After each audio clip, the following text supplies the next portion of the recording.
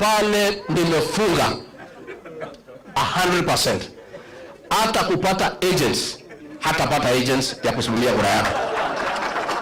So nyinyi viongozi wetu, tafadhali naomba pia Eugene Wamalwa and your team, and then unite the Mulembe nation. Don't agree to be divided. Mimi alitaka kugawanya mlima east and west, nikamkataza. Akajaribu kugawanya counties, nikamkataza. Don't allow it. Mulembe nation, you have 5 million votes, nendeni muunganishe.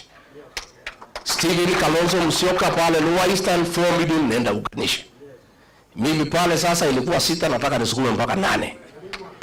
Sasa Matiang'i waende wasukume pale 2 million. Sasa tukifikisha 15 tuketi. Si ndio? Si tutaketi?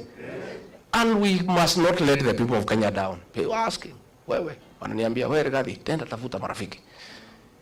Kama huyu mtu ametuumiza namna hii first term, kwa bahati mbaya akirudi second term, tutakuwa tunavaa vinyasa.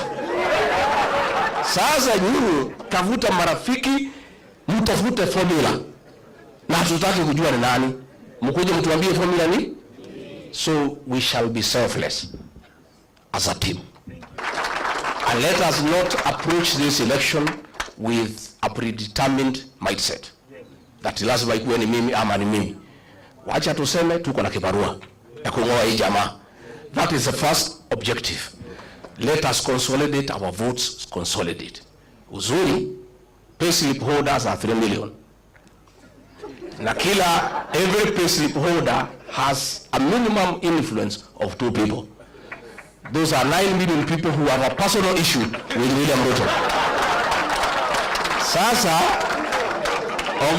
ongeza Gen Z. Maneno imeisha.